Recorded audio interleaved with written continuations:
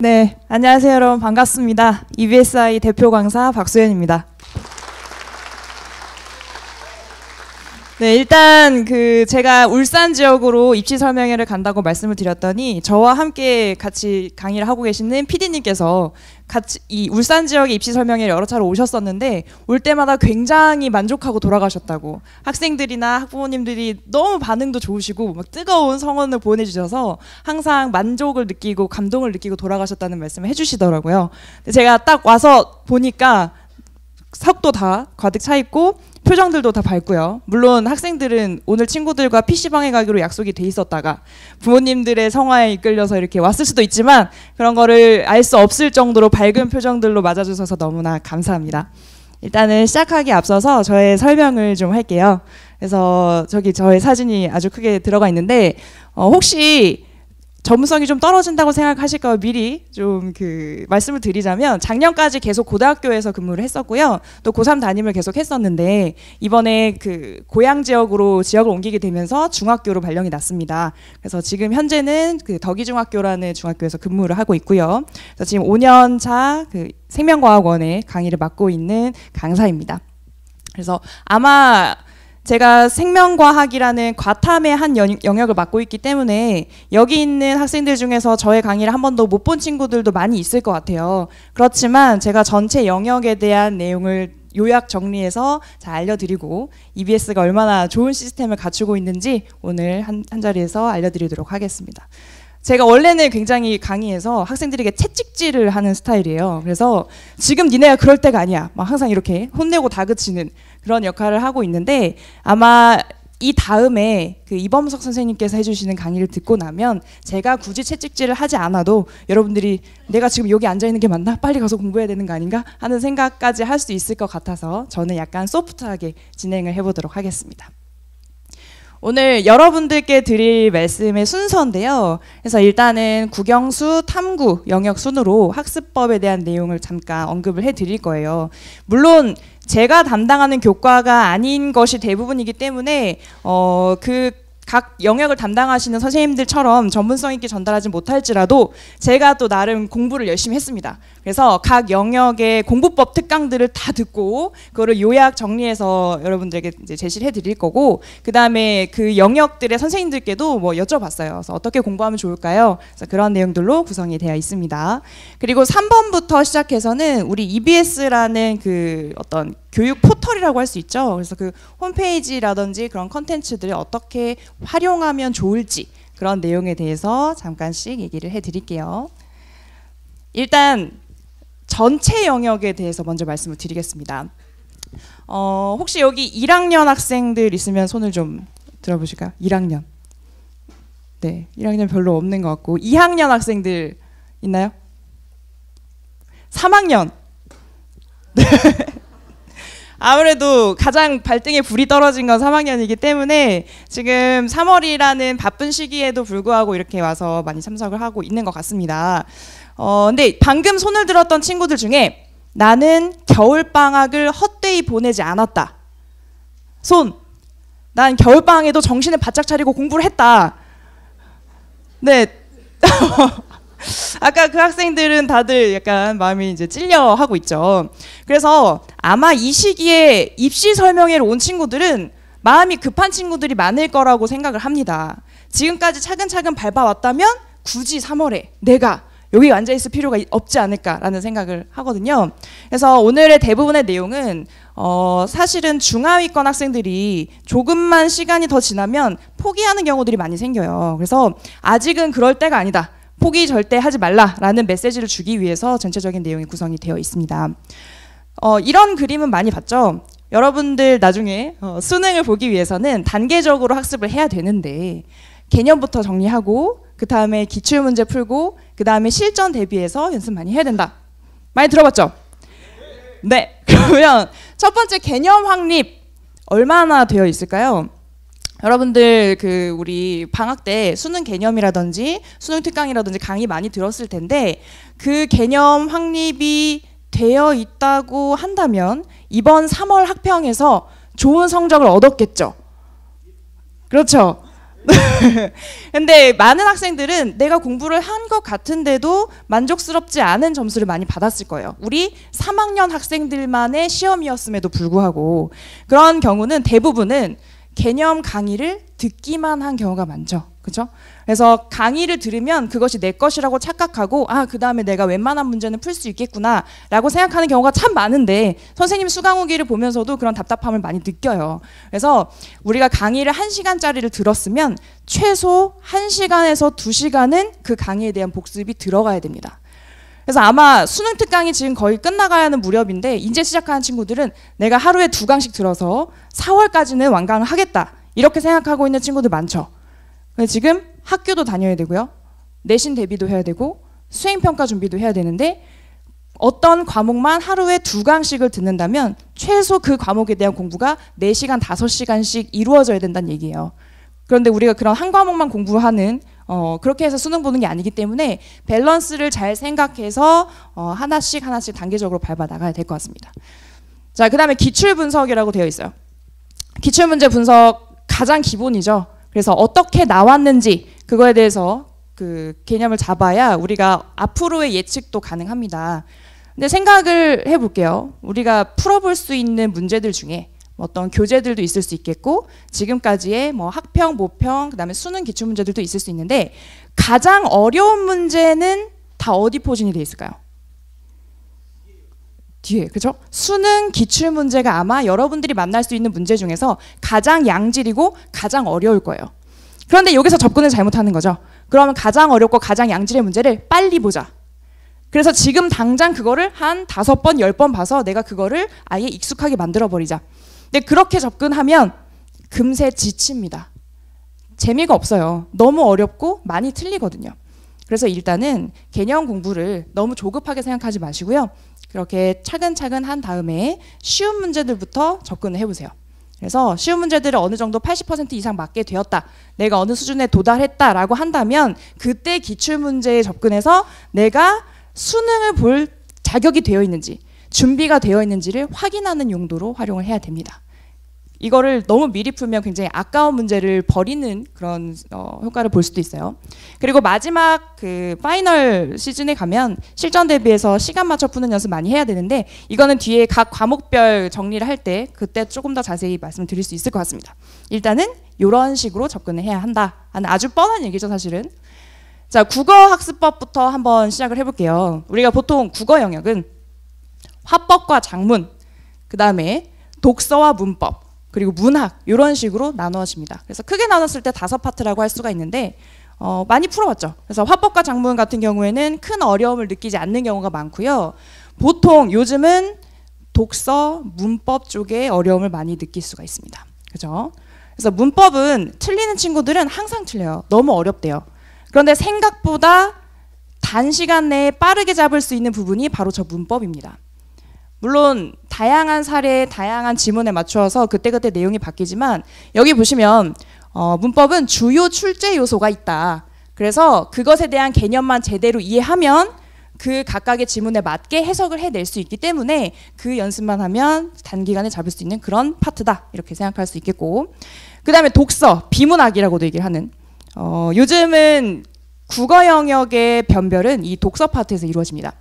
여러분들 2018학년도 수능에서 아주 핫하게 이슈가 됐었던 그 경제 문제, 그죠? 너무 어렵다고 많이들 얘기를 했었는데 그런 식으로 비문학이 요즘은 상위권을 변별하는 수단으로 활용이 되고 있어요. 앞으로도 이런 기조는 유지가 되지 않을까라고 많이들 예상을 하십니다. 그런데 거기서도 주로 나오는 유형이 있고 전형적인 출제 요소가 있다. 예를 들면 철학 문제. 어떤 사상가가 어떤 주장을 했는데 그것에 대해서 이해하고 있는지 물어보는 문제가 굉장히 많이 출제되죠. 그래서 그런 예전에 나왔던 기출문제들 같이 풀어본다면 이런 식으로 앞으로 또 가공이 될 수 있겠구나라고 느낌을 잡을 수 있을 거예요. 그래서 그런 부분들은 또 따로 챙기셔야 될 것 같고, 문학은 별표를 좀 쳐놓으세요. 문학. 지금 EBS에서 하는 입시 설명회라서가 아니고 실제로 많은 학생들, 많은 선생님들이 말씀하십니다. 국어 영역의 문학 파트가 EBS 체감 연계율이 굉장히 높다. 문학. 본자와 안 본자의 차이가 극명하게 나는 부분이 이 다른 영역보다도 이 문학 파트다라고 많이 말씀을 하시거든요.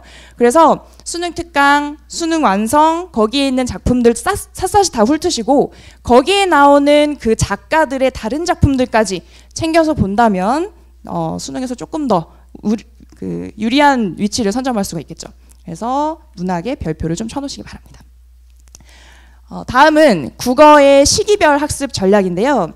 일단은 지금 국어라는 타이틀이 붙어있긴 하지만 4단계로 나눠져 있는 걸 잘 보세요. 그래서 지금 죄송합니다.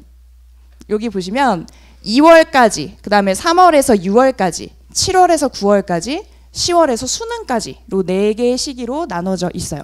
근데 이것은 국어 영역에서만 나누는 방법은 아닙니다. 전 영역에 걸쳐서 3학년 학생들이라면 이 4가지 시기에 맞춰서 그때그때 맞는 공부를 해야 한다. 그래서 보통은 1시기, 2시기, 3시기, 4시기라고 얘기를 하게 돼요. 그래서 겨울방학 때까지의 첫 번째 시기의 주요 키워드는 수능 개념을 완성하는 것. 그래서 그때 주로 수능 개념 공부, 그 다음에 조금 기본기가 잘 다져져 있는 친구들은 기출문제 분석까지 그때 들어가는 경우가 많아요. 그래서 이 시기에 얼마나 빨리 발을 담궈서 얼마나 빨리 기본기를 다지느냐에 따라서 사실은 1년의 방향이 크게 결정됩니다. 근데 지금 3월이죠. 저 첫 번째 시기가 지났어요. 네, 선생님이 작년 12월에 입시 설명회를 갔었는데 그때는 선생님 너무 조급해가지고 전국에 재난 문자 보내듯이 전국 수험생들한테 문자를 보내고 싶은 심정 있잖아요. 지금 당장 들어와야 된다. 그때부터 시작해야 된다. 이렇게 문자를 보내고 싶을 정도로 그 긴급한 시기가 저때였는데 만약에 그 시기를 놓쳤다 하더라도 그 다음에 안내하는 내용에 따라서 조금씩 밟아 나가시면 됩니다. 아직 포기하면 안 돼요. 자, 지금이 저 3월에서 6월 시기예요. 아까 손들었던 친구들, 방학 때 열심히 공부했던 그 친구들 아마 방학 때는 하루에 10시간 이상씩, 뭐 12시간, 14시간씩 내가 스케줄대로 공부를 할 수가 있었는데 개학하고 나니까 어때요? 못해요. 정신이 하나도 없죠. 개학하면 3학년 1학기 내신 성적이 굉장히 중요하기 때문에 학교에서 수업도 굉장히 빡빡하게 하고 수행평가, 뭐 발표 수업, 3학년임에도 불구하고 요즘은 그런 것들이 활발하게 일어납니다. 그래서 개학해서 공부 열심히 해야지 하고 보니까 도저히 수능 공부할 시간이 없는 거예요. 그럴 때 조금이라도 하루에 1~2시간이라도 반드시 자투리 시간을 활용해서 뭐 탐구면 탐구, 그다음에 영어면 영어, 수능에 대한 대비를 해 나가셔야 됩니다. 그래서 지금 여러분들 체력적으로 굉장히 문제가 될 수 있는 시기가 이 시기예요. 그래서 좋은 거 많이 드시고, 그죠? 그래서 너무 편식은 하지 말고 여기 오신 부모님들도 이때 건강 많이 챙겨주시기 바랍니다. 그래서 학교 생활과 수능 공부 같이 병행할 수 있도록.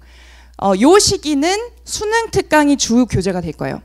그래서 3월부터 시작해서 6월 모의평가 볼 때까지는 수능 특강 첫 번째 연계 교재이기 때문에 거기는 내용 많이 풀어보시고, 그 다음에 특히 새로운 자료, 신유형의 문제 이런 것들이 튀어나왔을 때 그런 것들에 대한 해석 연습 충분히 하셔야 됩니다. 그죠? 요 시기. 그래서 6월 모평 전까지의 시기 중에서 이 시기에서 가장 힘든 시기는 바로 5월이에요. 3월, 4월은 내신 공부하느라 정신없죠. 그죠? 4월 말에 보통 중간고사가 있습니다. 그때까지 막 내신 준비하느라 정신없이 달렸다가 5월이 되는 순간 다들 마취총 맞은 것처럼 다 풀려요. 그래서 작년에 선생님이 고3 담임을 했었는데 5월에 아이들이 정말 이게 제정신인가 싶을 정도로 막 다 이렇게 늘어지고, 그쵸? 날씨는 따뜻해지지, 학교에서 밖에는 1, 2학년 학생들 막 체육대회 막 깨르르 막 하면서 막 공차고 막 하니까 집중이 안 돼요. 그래서 그 시기를 슬기롭게 잘 극복하셔야 되는데, 만약에 지금 상황에서 내가 부족한 파트가 있다, 내가 어려운 어떤 그 부분이 있다면 5월 달에 그 파트를 완성한다는 마음으로 접근하시면 좋을 것 같아요. 그때는 그래도 비교적 수능 공부에 집중할 수 있는 시기거든요. 그래서 6월 모평이 얼마 남지 않았기 때문에 내가 6월 모평에서 어떻게든 내가 수능에서 받고 싶은 그 등급을 받는다, 이렇게 설정을 하시고 그 시간을 잘 쪼개서 공부를 하시기 바랍니다. 그래서 5월 달에 정신을 잃지 않는 것, 난장판에 휩쓸리지 않는 것, 거기서 아마 하나의 또 갈림길이 될 거예요. 자, 그리고 나서 6월에 모의평가를 봤죠. 평가원에서 치르는 첫 번째 시험입니다. 모의평가라서 수능에서는 이런 유형으로 나올 가능성이 높다라고 예고편으로 보는 시험이죠. 그래서 그걸 보고 났을 때 전국에서 특히 재수생, 삼수생, N수생까지 다 포함된 첫 번째 시험이기 때문에 보다 더 자신의 위치를 완벽하게 파악을 할 수가 있고, 그 다음에 문제의 오답 정리를 하면서 나의 취약한 파트를 찾아낼 수 있어요. 그러면 그 다음에 3시기의 공부 방향이 달라지는 거죠. 그죠? 그래서 6월 모평까지로 그 시기가 끝나고 세 번째 시기로 들어가게 됩니다. 세 번째 시기 7월부터라고 써있긴 하지만 사실 6월 모평 이후라고 생각하시면 쉽고요. 이때 뭐가 포함되어 있어요? 이 시기에 기말고사, 그 다음에 여름방학, 그죠? 단비와 같은 여름방학이 이때 탁 찾아옵니다. 그래서 우리가 7월 한 중순 정도에 방학을 하게 되는데, 그때까지는 항상 내신과 수능을 병행하면서 뭔가 양쪽 다 성에 차지 않는 공부 계속 하게 되죠. 그러다가 방학이 딱 오게 되면 그때 달리게 돼요. 그죠? 그래서 그 시기에는 주로 여러분들이 봐야 되는 교재가 저 수능 완성이라는 교재예요. 수능 완성과 수능 특강의 차이는 일단 개념과 문제의 비중이 좀 다릅니다. 수능 특강으로 처음 그 수능 공부를 시작하는 친구들이 많아서 그때는 개념을 굉장히 자세히 다루고요. 수능 완성에서는 거의 문제풀이 위주라고 보시면 돼요. 그리고 구성되어 있는 문제 자체도 수능 특강은 단원별로 딱딱 끊어지는 문제들이 주로 나오고, 수능 완성은 정말 이제 완성하는 실전 연습이기 때문에 단원 통합형 문제들이 여기 많이 출제가 됩니다. 그래서 그런 그 맥락에서 접근하시면 되고, 이때쯤 기출문제 풀어보면 참 좋아요. 수능 특강 어느 정도 마무리가 됐고, 그 다음에 이 개념에 대해서 정리가 됐고, 나는 이제부터는 어떻게 수능이 나올지 그걸 점쳐보겠다, 연습해보겠다 하는 마음으로 여기서 기출문제 풀이를 많이 하게 되죠. 이때 8월 중순쯤에 또 개학을 하게 되잖아요. 그러면 바로 수시 상담이 이어지죠. 그렇죠? 수시 상담이 이어지고 9월에 접수하고, 그렇게 되면 9월 모의평가가 그 중간에 껴있고, 그래서 그 상황에서 선생님이 고3 학생들을 만났을 때 가장 어려워하는 점 한 가지를 꼽아보자면, 그 여름방학 동안에 공부 열심히 했어요. 페이스가 어느 정도 올라왔단 말이죠. 그랬는데 개학과 동시에 그 흐름이 끊겨요. 개학하면 사실 우리가 학교를 다니고 있는 입장이니까 수능이 중요한 건 맞지만 학교 수업도 안 할 수가 없어요. 시험 봐야 되고 성적 내야 되거든요. 선생님들도 너무 안타깝고 자습할 시간 많이 주고 싶은데 충분히 그럴 시간을 줄 수가 없습니다. 그럴 때 학생들과 충돌이 생겨요. 왜 도대체 수업하느냐? 3학년 2학기에 왜 우리를 데리고 이렇게 시간 낭비를 하느냐? 그런데 어차피 해야 될 거라면 너무 스트레스 받지 마시고요. 오히려 그때 불평불만하는 친구들이 10월 넘어가면서 많이 기세가 꺾입니다. 그래서 나중에는 또 뒷심이 약해가지고 잘 이루어지지 않는 경우가 많으니까 그때는 아예 마음을 비우세요. 어쩔 수 없구나. 이 시간은 내가 자습하는 시간이 아니니까 학교 수업 충실히 듣고 그 나머지 시간에 내가 조금 채워 넣어야지. 그래서 그런 식으로 마인드 컨트롤도 굉장히 중요한 시기가 저 3시기가 되겠습니다. 자, 3시기의 마침표는 9월 모평이에요. 9월 모평 보고 나면 수시 지원의 방향성, 그리고 정시를 얼마나 놀릴 것인가에 대한 방향성이 거의 명확하게 나오게 됩니다. 그래서 그 이후의 시기인 4시기에는 지금까지 봤던 교재들 한번 다시 정리하고, 그 다음에 기출문제 여러 번 다시 보면서 비슷한 유형이 나왔을 때 최대한 시간 단축하는 연습, 요때 하게 되거든요. 그래서 이런 시기에는 이 연계 최종 점검이라고 지금까지 나왔던 그 연계 교재들을 정리한 그런 강의들도 많이 활용이 되니까 그때 EBS 홈페이지 많이 들어오셔서 맞는 강의를 들으시면 좋을 것 같습니다. 이렇게 해서 국어 내용인데 어차피 이런 틀에 각각의 과목의 내용을 넣으시면 돼요. 그래서 이렇게 진행을 하겠습니다. 그 다음에 수학학습법. 수학은 지금 시기별로 조금 정리를 상위권, 중위권, 하위권으로 해놨는데 가형, 나형이 있죠. 그래서 아마 지금 3월 정도에는 대다수의 이과 학생들은 가형을 선택해서 보고 있을 거고, 그 다음에 이 6월 모의평가 보고 9월 모의평가 보고 나면 또 나형으로 넘어갈 학생들이 생깁니다. 그래서 그런 것들의 판단은 이따가 입시 전략 그런 파트에서 더 자세히 다뤄질 것 같고요. 여기서의 하나의 핵심은 이거예요. 수학뿐만 아니라 지금 보시면 어느 성적대인지에 따라서 시기별로 해야 되는 공부가 조금씩 다르죠. 이게 핵심입니다. 지금 만약에 내가 3등급에서 한 5등급 사이에 중위권이다. 있죠. 과목별로. 그 다음에 그 이하인 하위권 학생들도 있어요. 그런데 이 학생들이 처음 수능 준비를 하면서 하는 실수들이 상위권이 하는 공부 방법대로 공부를 한다는 거예요. 인강을 선택할 때도 제일 높은 수준의, 제일 어려운 수준의 강의를 듣다가 아 재미없어. 중도 탈락. 이런 식의 그 시행착오가 많이 일어나는데 만약에 본인이 하위권이라면 왜 하위권일 것 같아요, 여러분? 왜? 첫 번째는 공부를 안 해서. 머리는 되는데 공부를 안 했어. 그죠? 그런 경우 있을 수 있고, 두 번째는 정말 안타깝지만 열심히 했는데 조금 능력치가 떨어질 수 있죠. 그럴 수 있어요. 우리 운동 경기도 뭐 달리기 잘하는 사람 못하는 사람이 있듯이 공부에서도 개인마다 능력치가 다를 수 있습니다. 그럼 만약 내가 해도 안 되는 스타일이라는 거를 이때쯤 되면 알죠. 그렇죠? 내 고2 때까지 열심히 했는데 성적이 안 올라. 그러면 아 나는 약간 다른 학생들보다 시간이 걸리는구나. 그걸 인정을 하셔야 돼요.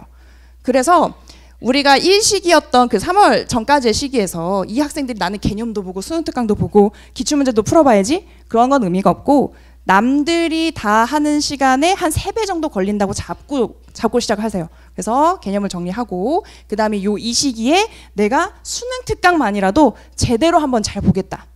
너무 큰 욕심 부리지 말고 그렇게 단계별로 접근을 해야 될 것 같습니다. 선생님이 작년에 담임했던 친구 중에 자소서를 받아보니까 거기에 자신이 뭔가 실패한 사례를 적은 거예요.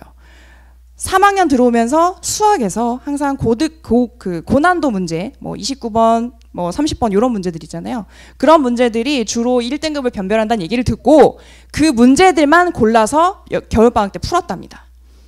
성적이 많이 올랐을까요? 안 오르죠? 풀다가 지쳐서 그만 두게 되었다. 그래서 그런 사례를 보고 그렇게 접근하고 있는 친구들이 현재도 많이 있을 거라고 생각을 합니다. 여러분들이 내가 자소서를 써야 되는데 실패 사례가 지금까지 없어. 그래서 내가 고등학교 3학년 때 굳이 실패를 한번 해야겠다 라고 마음을 먹는다면 말리지는 않겠지만요. 여러분들 시기에 맞게 단계에 맞게 꼭 공부를 해야 된다는 거죠. 그래서 그 수학 가형 같은 경우에는 읽어보세요. 좀 읽어보시고 많이 들었던 내용들 6번이 눈에 띄죠. 그죠? 외워라. 그래서 일단은 지금 이 시기에 해당하는 3월부터 6월까지는 그래도 아직 수능까지 시간이 많이 남았죠.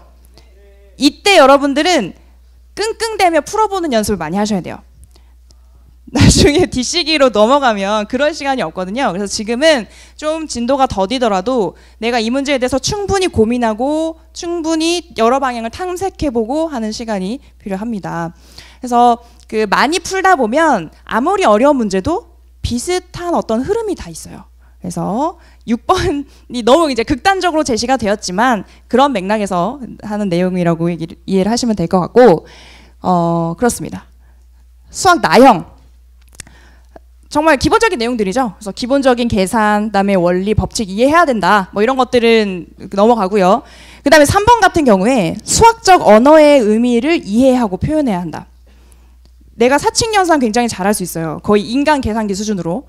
그렇게 잘할 수 있는데 문제에서 뭘 계산하라고 하는지를 이해 못하면 그 능력이 소용이 없죠. 그죠? 그래서 그 그래프라든지 거기서 의미하는 바, 그 다음에 줄글로 서술되어 있는 경우 거기서 요소들을 뽑아내는 연습 이런 것들이 좀 필요할 것 같고요. 그래서 여러 가지 것들이 복합적으로 되어 있는 문제를 해결하는 것도 많은 연습을 해야 합니다. 근데 가끔 상위권 학생들 중에서 나형을 보는 학생들이 많이 하는 실수가 그 어려운 문제들만 계속 풀어요. 그러다가 오히려 수능에서 다 맞았는데 앞에 있는 2점짜리 문제를 하나 틀린다든지 굉장히 쉬운 문제들에서 계산 실수해서 틀린 경우들이 종종 있어요. 피눈물 나죠. 안 그래도 나형은 쉬워서 거기서 많이 이제 벌어지게 되는데 그래서 상위권 학생들의 경우 선생님들이 입을 모아 하시는 말씀은 고난도 문제와 그 다음에 좀 쉬운 문제들의 비율을 한 7대3 정도로는 둬서 여기도 놓치지 말고 꼭 공부를 해라 라는 당부의 말씀들을 많이 하셨습니다. 그래서 한번 보시고 영어로 넘어갈게요.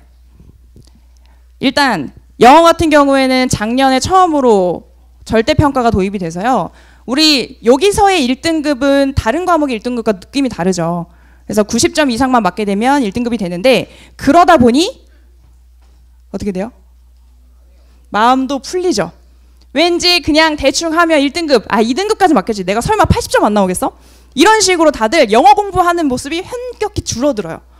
그래서 만약에 본인이 대입에서 영어 1등급이 필요하다면 나는 만점을 맞겠다는 각오로 공부를 하셔야 되고, 내가 2등급까지만 받으면 안정적으로 대학을 갈 수 있다. 그럴 때는 90점 이상 받겠다. 1등급까지는 계속 들어가야겠다라는 각오로 들어가셔야 마지막에 수능에서 삐끗하는 일이 없습니다. 그래서 그렇게 접근하시고, 영어 같은 경우에는 듣기, 어휘, 어법, 독해로 크게 나눠지는데, 듣기는 꾸준함이 중요해요. 그래서 딱히 긴 시간 낸다고 생각하지 마시고 오며 가며 등교 하교하는 길에 계속 듣다 보면 성적이 많이 오를 수 있습니다. 선생님이 사실은 고등학교 2학년 때까지 굉장히 공부를 안 하던 학생이었어요. 그래서 학교에서도 선생님이 맨날 불러가지고 너는 하면 잘할 것 같은데 왜 맨날 딴 생각만 하고 공부도 안 하고 왜 맨날 자율학습 튀고 튀다 걸리고 그러느냐 이렇게 하셨는데, 고등학교 3학년 올라가는 그 시점에 갑자기 새 사람이 된 거죠. 깨달음을 얻었습니다. 그래서 그때부터 공부를 하기 시작해서 나중에 수능을 볼 때는 거의 총점이 한 100점 정도 오른 것 같아요. 그 처음에 봤던 모의고사 대비해서. 그렇게 해서 올랐던 비결은 하루 동안 저만의 공부 루틴을 제대로 세우고 그거에 따라서 정확하게 움직였습니다. 내가 다음 시간에 뭘 공부할까 고민하는 것 자체도 시간 낭비거든요. 그래서 아침에 학교 가는 등교 버스 안에서 한 30분 동안은 항상 듣기를 들었어요. 그 외에는 듣기 공부하지 않았습니다. 그런 식으로 자투리 시간 활용하시고, 그 다음에 저기 있는 어휘, 하위권 학생들은 이게 무슨 단어인지를 몰라서 공부를 못하거든요. 해석이 안 돼요. 그럴 때 저 단어 공부를 내가 1시간을 통으로 내서 하기보다는 자투리 시간을 활용해야 되는데, 만약에 종이치고 선생님이 들어와서 책을 펴는 데까지 적어도 한 2, 3분 정도는 걸릴 수 있습니다. 그럴 때 3개, 4개, 5개는 외울 수 있어요. 그래서 그런 아주 자투리 시간을 저 어휘 공부에 활용하시면 참 좋고, 그 다음에 어법도 문법이라고도 할 수 있는데, 선생님 경험담으로 공부를 2학년 때까지 안 했으니까 제일 많이 틀리는 부분은 저 문법 파트였어요. 안 해서 모르는 거죠.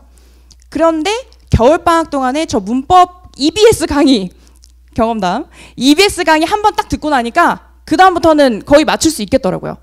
그래서 국어의 문법 파트도 그렇고 이 영어의 문법 파트도 그렇고 생각보다 쉽게 빠르게 잘 올릴 수 있는 그런 부분이다, 이렇게 생각할 수 있겠습니다.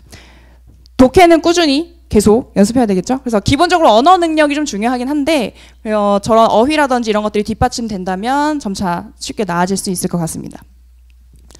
그리고 등급별로는 1, 2등급과 3, 4등급과 5등급 이하로 되어 있는데, 1, 2등급은 아무래도 시간 문제, 그래서 웬만해 내가 그 길게 시간이 주어진다면 다 풀 수 있는 문항인데 시간이 부족해서 못 푸는 경우가 대부분이라서, 그래서 예를 들면 3시기, 4시기 넘어갔을 때는 항상 시간 맞춰서 그 시간보다 짧게 풀어내는 연습, 계속 끊어내는 연습, 그게 중요하고, 3, 4등급은 듣기에서 틀리면 안 돼요.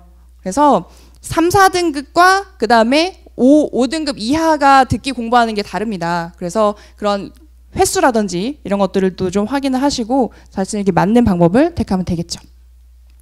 시기별로는 이렇습니다. 4가지 시기로 나눠서, 근데 큰 틀은 똑같아요. 1시기의 개념, 2시기의 특강, 3시기의 완성, 그 다음에 4시기의 마무리.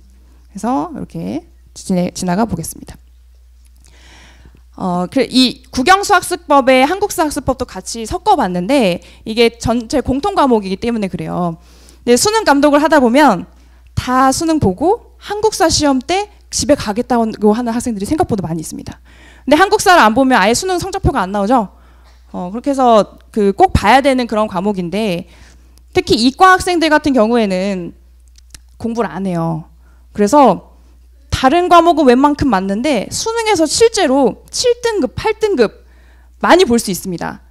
근데 요즘은 굉장히 쉽게 나오는 추세라서 정말 한 번만 정리하면 웬만큼은 맞으니까 수능 특강 하나 준비하셔서 그거를 일단 한번 다 쭉 보세요.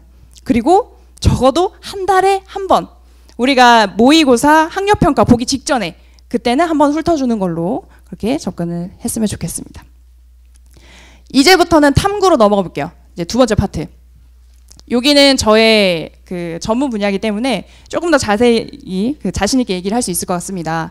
물론 사회 탐구기는 하지만 같은 탐구 교과는 좀 비슷한 특성이 있어서 그런 부분들을 말씀을 드릴게요. 탐구 영역은 어떤 과목을 고르느냐가 나중에 당락을 결정하게 되기도 하거든요. 이것부터 하나의 전략이 될 수 있어요.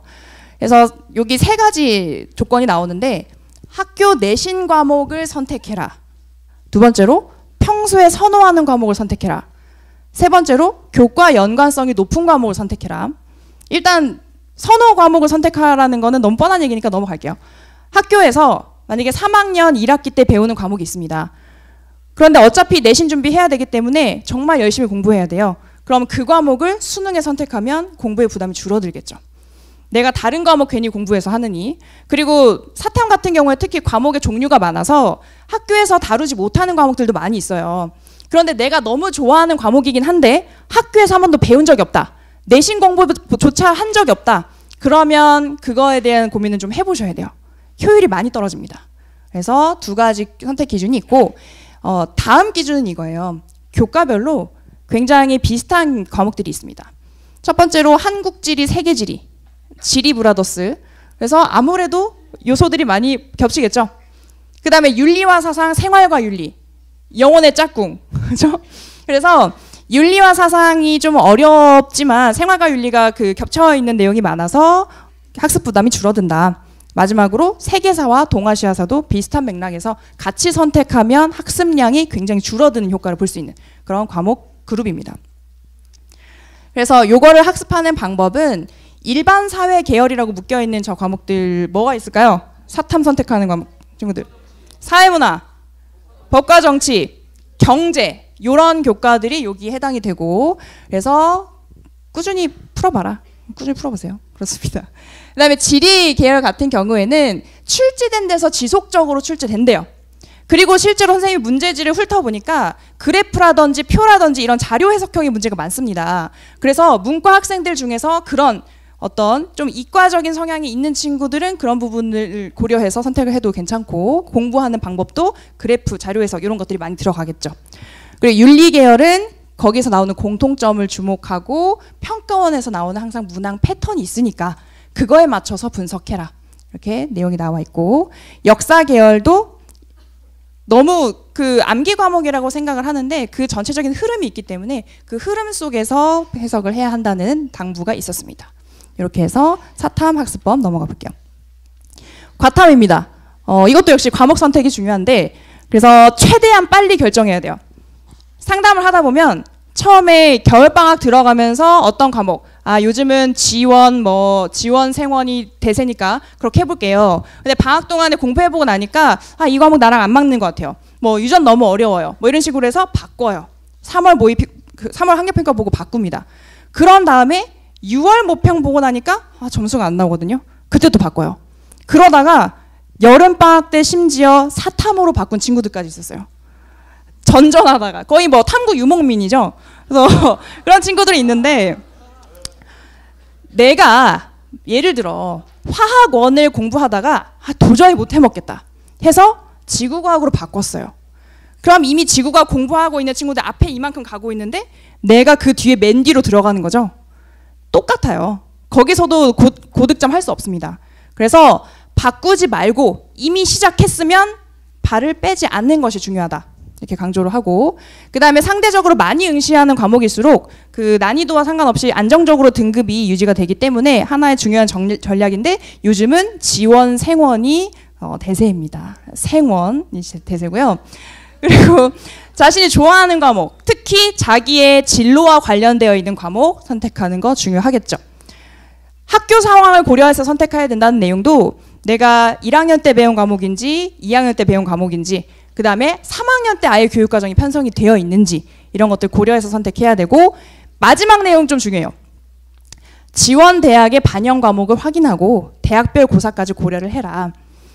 이런 학교들 있죠. 아까 사탐에서 얘기했던 것처럼 과탐도 역시 어떤 생명과학 1, 2를 같이 선택하면 아무래도 겹치는 내용 요소가 있기 때문에 학습량이 굉장히 줄어듭니다. 그런데 상위권 학교에서는 그 꼴을 못 보죠. 우리 학교에 공부를 적게 한 학생들이 오는 걸 용납할 수 없다. 그래서 같은 계열의 원, 투를 선택조차 못하게 합니다. 그래서 뭐 지구가 원을 선택했으면 생명과학 2를 선택하도록 이런 식으로 짜여져 있는데요. 그래서 혹시 내가 가고자 하는 대학이 그렇게 배치되어 있지는 않은지를 반드시 확인하셔야 돼요. 나중에 점수 너무 잘 나왔는데도 그런 것에 걸려서 지원을 못하는 경우들이 생깁니다. 그리고 그 학생들이 좀 길게 보지 못하는 경향이 나는 지원이랑 뭐 생원 선택했으니까 나머지 화학 파트, 화투, 뭐 생투 이런 과목 학교에서 배울 때 막 버려요. 그냥 아예 무시합니다. 근데 나중에 논술 보거나 면접 보거나 할 때 다 물어보거든요.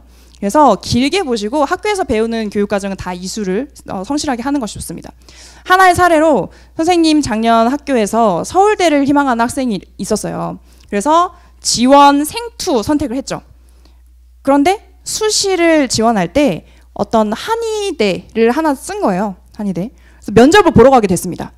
근데 면접에서 주로 물어보는 기출문제를 뽑아봤더니 다 생명과학 원에 있는 내용들만 물어보는 학교였어요. 그래서 그 학생은 수능을 앞두고 그걸 갑자기 생명과학 원을 막 공부를 하게 된 거죠. 그래서 그런 사례도 있기 때문에 논술 경우에도 뭐 과학 탐구 있는 논술 없는 논술 이런 것들 다 확인하시고 선택을 하는 게 좋겠습니다. 붙었어요. 심지어 남친과 함께 붙었습니다. 네. 자, 여기 각 과목별 공부법은 제가 지금 여기서 말씀드리는 것보다는 우리 EBS 홈페이지 들어오셔서 하나씩 들어보세요. 한 과목당 30분이 안 넘거든요. 그래서 국영수에다가 내가 선택하는 탐구 2과목만 딱 해서 학습법 한 번만 들었으면 좋겠어요. 이렇게 하면 조금 더 방향이 명확하게 보일 겁니다. 그래서 이것은 패스. 넘어갈게요. 이제 EBS 활용법으로 넘어갈게요. 그래서 EBS를 혹시 처음부터 끝까지 한 번 다 탐험을 해봤다. 탐색을 해본 적이 있다. 네. 중간중간에 이렇게 손을 들었는데 굉장히 많은 컨텐츠가 있어서 사실 저도 못 들어간 부분들도 있을 정도로 아주 많은 방대한 정보들이 숨어 있습니다. 그 중에서 지금 대부분 고3이니까 고3 학생들을 위한 그런 시스템을 한번 소개를 해드릴게요. 일단 자가진단이라고 해서 EBS 진단 코칭이 있는데 내가 지금 어떤 성향인지를 파악을 해주는 그런 도움이 될 거예요. 그래서 수능 예측 검사, 학습 유형 검사, 진로 탐색 검사가 있어서 여러분들이 할 수 있는 그런 고민들 쏙쏙 해결할 수 있는 그런 진단 평가들이 있습니다. 그래서 한번 보시고요. 실제로 한 번씩 해보면 좋을 것 같아요. 지금 나 뭐 하고 싶은지 잘 모르겠다. 이런 친구들. 그 다음에 그 커리큘럼이 전체적으로 제시가 되어 있는데 지금 고1, 고2 학생들은 별로 없지만 이 학생들에게 해주고 싶은 단 한 가지 조언은 일단 2학년 때까지는 내신에 올인해라. 가끔 아주 기특한 친구들이 고등학교 1학년 때 생명과학원 배웠는데 나는 지금 2학년이 됐지만 내신은 안 보지만 수능에서 응시할 예정이라서 쭉 공부하려고 합니다. 그래서 수능 특강 들어왔어요. 선생님이 너무 기특한데 내신부터 하자. 내신부터 완벽하게 만들어 놓고 내년에 나랑 만나자 이렇게 얘기를 해주거든요. 그래서 그거 하나만 기억하시고 여기 보시면 시험 대비 강의 뭐 3주 완성 그 다음에 심지어 저기 보시면 서술형 평가 대비 강의 수행 평가 과탐에서 뭐 실험 강의 이런 것들도 많이 있으니까 한번 꼭 보시기 바랍니다. 2학년도 마찬가지 큰 틀은 똑같고요. 고3 커리큘럼은 아까 봤던 것처럼 4가지 시기에 맞춰서 개념 특강, 그 다음에 기출 또는 완성, 그 다음에 마지막 파이널 이런 식으로 구성이 되어 있어요. 그리고 수시, 그 다음에 논술 이런 그 관련된 커리큘럼들도 많이 짜여져 있는데 우리 보통 학생부 종합, 논술, 적성 이렇게 나누죠. 그래서 그거에 대해서 여러분들이 하고 있는 고민들 다 알고 있기 때문에 자기소개서 어떻게 써야 되는지 면접은 어떻게 준비해야 되는지 각각 학교에서 기출은 어떻게 나왔었는지 뭐 논술 같은 것들도 여기서 다 확인을 해볼 수가 있습니다. 그리고 경찰대 사관학교는 시험이 따로 진행돼서 여름에 실시가 되기 때문에 미리 좀 준비를 하셔야 되는데 관심 있는 친구들은 그래서 그런 것에 대한 정보도 여기서 충분히 보실 수가 있겠죠. 이런 것들 보세요. 공부법 특강, 그 다음에 탐구 선택 가이드 그래서 이런 것들 있고 그 다음에 수능 개념, 수능 특강 교재 제시가 되어 있습니다. 기출! 요거 하나 팁을 드릴게요. 많이 물어보는 질문이 선생님 저 다른 기출 문제집 샀는데 기출의 미래도 꼭 사야 되나요? 이렇게 물어보는 친구들이 있어요. 결국에 담고 있는 문제는 똑같죠? 기출이기 때문에. 근데 약간 특성이 다릅니다. EBS에서 출간된 기출의 미래는 최근 5개년간 평가원 문제만 모여있어요. 6월, 9월, 수능 딱 3가지. 그렇기 때문에 우리 수능을 출제하는 그 기관이 어떤 경향으로 문제를 내왔는지 그거를 한눈에 확인할 수 있게 굉장히 좋게 잘 마련이 되어 있는 게 기출의 미래 강의예요. 그런데 다른 어떤 기출 문제집들은 그런 평가원 말고 교육청에서 실시한 그런 문제들도 많이 있죠. 학평. 그래서 우리 학력평가라고 한다면 3월, 4월, 7월, 10월에 실시되는 교육청 평가들이 있는데 그 평가들이 들어가 있어서 나쁜 게 아니고 다양한 문제 유형을 풀어볼 수 있다는 점에서는 오히려 또 그게 강점이 될 수도 있습니다. 근데 만약에 요 기출의 미래를 샀다. 그러면 학력평가 문제는 뽑아서 나중에 파이널로 그 실전 감각 익힌용으로 한번 풀어보시면 되고요. 아니면 그 전에 있는 유형, 어떤 전체적으로 섞여 있는 유형을 샀다. 그러면 그 중에서도 우리 기출되었던 것들, 뭐 평가원 것들 나중에 뽑아서 정리할 수도 있겠죠. 그래서 저거를 자신의 용도에 맞게 활용하시면 됩니다. 그리고 수능 완성, 작년 교재의 모습이 나와 있고요. 마지막에 파이널 실전 모의고사도 정말 시간 맞춰서 풀 수 있도록 양질의 문제들이 들어가 있으니까 요거는 조금 나중에 2학기 때 손을 댈 수 있는 부분들이겠죠. 1, 2학년 학생들 위해서 나와 있는 아까 너무 작아서 보이지 않았던 그런 것들을 확대해 놓은 건데, 그래서 국영수는 올림포스, 그 다음에 탐구는 뉴탐스런 강좌로 잡으시면 되고, 그 다음에 학교 시험 3주 완성이라든지 수행평가 대비 강의도 있다는 거 기억해 주시면 됩니다. 이게 수시 대비 콘텐츠들이에요. 그래서 학생부 종합전형 대비, 실전 면접 대비, 논술 개념 특강, 기초, 적성고사 특강 이런 것들 다 마련이 되어 있습니다. 대입 상담실은 나중에 2학기가 되면 여러분들이 활발하게 활용을 해볼 수가 있을 것 같은데 1대1로 질문할 수가 있어요. 그래서 상담글을 작성하고 그 다음에 답변 선생님이 배정됩니다. 그럼 18시간 안에 답변이 완료돼요. 여러분들 혹시 너무 오래 걸리면 또 조급하니까 그렇게 해서 답변이 됐다고 문자도 발송됩니다. 그렇게 해서 확인하고 평가를 하면 되는 건데 여러 가지 입시에 대해서 궁금한 거 모든 거 다 물어보셔도 돼요. 아주 성실하고 친절하고 빠르게 답변이 돌아올 겁니다. 그래서 학교에서도 선생님에게 여쭤볼 수 있지만 여의치 않은 경우들이 분명히 있거든요. 그래서 온라인으로 이렇게 활용해 볼 수가 있겠고요. 그 다음에 입시 카드 뉴스, 입시 Q&A, 대학별 입시 정보 이런 것들도 있고 그 다음에 입시 한라인이라고 해가지고 우리 각 어떤 전공 과에서 대학교 이과에서는 어떤 공부를 하고 이 이후의 진로는 어떻게 되는지를 거기 전문가들이랑 면담 형식으로 되어 있는 그런 프로그램도 있어요. 그래서 내가 관심 있는 여러 전공 분야들 한번 확인해 보는 것도 좋을 것 같습니다. 이건 선생님이 하나 더 특별히 넣어본 건데 아마 EBS 홈페이지에서 가장 많이 활용하게 될 것은 강의와 이 기출문제 탭일 것 같아요. 그래서 지금 이게 현재 EBS 홈페이지인데 위에 쭉 보시면 기출문제라고 있는 거 딱 클릭하자마자 바로 요 화면이 바로 뜹니다. 그래서 기출문제 다운로드 할 수 있게 언제 시험인지 몇 학년 시험인지 정해서 클릭하면 바로 나오게 되고요. 그 다음에 여기 끝에 보면 문제은행이라고 해서 내가 지금까지 나왔던 기출문제들 중에서 또는 EBS 연계 교재 문항까지 포함해서 요 단원의 문제만 뽑아서 풀어보고 싶다. 그러면 나만의 문제지를 만들 수 있는 기능이 있어요. 그래서 그렇게 출력도 가능하고 해설이랑 이런 것도 같이 볼 수 있는 그런 좋은 기능이 있으니까 꼭 활용을 해보시기 바랍니다. 혹시 헷갈릴까 봐 하나만 얘기를 해드리면 우리 교육청에서 보는 학력평가라고 되어 있는 것은 올해 보는 시험은 2018학년도 뭐 전국연합 학력평가 이런 이름이 붙어 있어요. 그런데 평가원에서 보는 시험은 내년 수능 그거를 목표로 하고 있기 때문에 6월 시험이든 9월 시험이든 2019학년도라는 말이 붙어 있어서 같은 해에 실시된 건데도 그 앞에 붙어 있는 게 좀 다르니까 여기 찾을 때 그런 것들을 참고하시면 될 것 같습니다. 그리고 듀나 공갑 가끔 공부하기 싫으면 가서 이상한 영상 보지 마시고 듀나 공감 들어가서 노세요. 거기 들어가 봤을 때 오늘 우리 학력평가 만약에 봤어요. 모의고사 봤어요. 그럼 거기서 오늘 시험 막 X 어려웠어 막 이런 거 막 학생들의 언어로 여과 없이 같이 여과 없다고 하면 또 너무 비속어가 있는 것 같이 느껴지니까 거기서 자신의 감정을 솔직하게 다들 나누고 이런 것들을 볼 수가 있을 거거든요. 그래서 거기서 내 친구들은 어떻게 생각하는지도 한번 얘기 나눠보고 거기 있는 선배들 재수한 선배들은 어떻게 공부를 해왔는지 조언도 들어보고 그래서 그런 것들도 여기 나눌 수 있고, 그다음에 꿈장학생 영상 선생님 한번 꼭 봤으면 좋겠어요. 거기 가보면 동기부여가 많이 될 겁니다. 아주 네, 훌륭한 학생들이 많이 있어서 보시고, 그다음에 지금 하고 있는 이런 입시 설명회를 다시 보고 싶다면 EBS 홈페이지에서 확인하실 수 있어요. 혹시 지금 막 사진을 찍다가 막 흔들렸다, 제대로 못 찍고 넘어갔다 하는 것도 거기에서 다시 보실 수가 있고, 그 다음에 선생님이 아니고 오늘 들은 강사 말고 다른 분들의 입시 설명회를 보고 싶으면 그런 그 찾아보시면 다 있거든요. 누가 강의를 하셨는지 그렇게 해서 확인할 수 있습니다. 이렇게 이제 마치도록 할게요. 이 다음 선생님께 맞춰서 넘겨드릴 텐데, 선생님이 좋아하는 노래 중에 하나입니다. 그대 혼자일 때라고 그 배우 이하나 씨가 드라마 OST로 부른 노래예요. 근데 불러달라고 선생님이 다른 건 다 잘하는데 노래만 못해가지고.